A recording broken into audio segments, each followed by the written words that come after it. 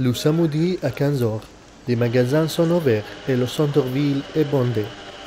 Une situation inédite à Toulouse, depuis le début de manifestations des Gilets jaunes, qui ont répondu à l'appel des commerçants et décidé de manifester en dehors de centre-ville. Alors respecter, on le saura ce soir aux informations, on va dire ça comme ça.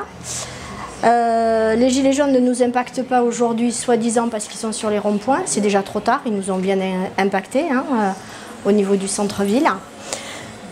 Quoi vous dire, s'ils n'impactent pas le centre-ville aujourd'hui, ils vont impacter les centres commerciaux. Ils vont agacer les Toulousains et l'agglomération, comme ils font tous les week-ends. Ça fait juste 3 mois aujourd'hui, mine de rien. Donc, est-ce que ça nous impacte? Oui. Il suffit de filmer dans la rue et vous allez vous rendre compte qu'il n'y a plus personne comme consommateur ou des gens qui se promènent dans les rues de Toulouse.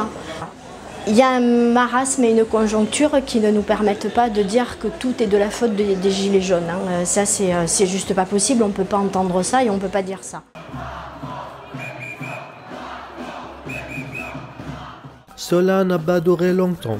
Un grand nombre de gilets jaunes se sont dirigés vers le centre en annonçant leur refus de répondre à l'appel des commerçants et de pages de Facebook des gilets jaunes qui ont invité à manifester en dehors du centre.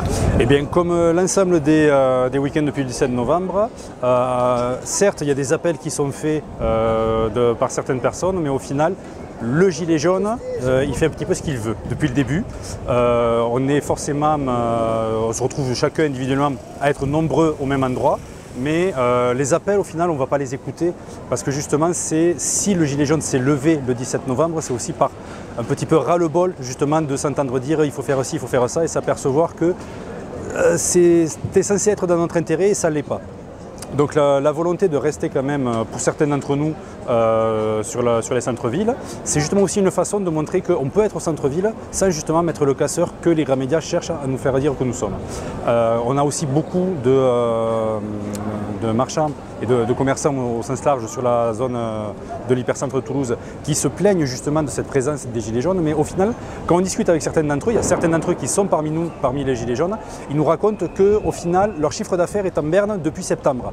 Comment les gilets jaunes pourraient être responsables de quelque chose qui était présent avant nous? Le rassemblement au centre-ville a abouti d'un bar à la fermeture de nombreux magasins et de cafés, et d'autre part à la paralysie du commerce dans le centre de Toulouse. Mais honnêtement, on s'y attendait, parce que ça fait 3 ou 4 samedis qu'ils nous disent qu'ils vont être dans les extérieurs ou choisir un autre jour que le samedi. Et cette fois-ci, comme tous les autres samedis, ils sont là au centre-ville.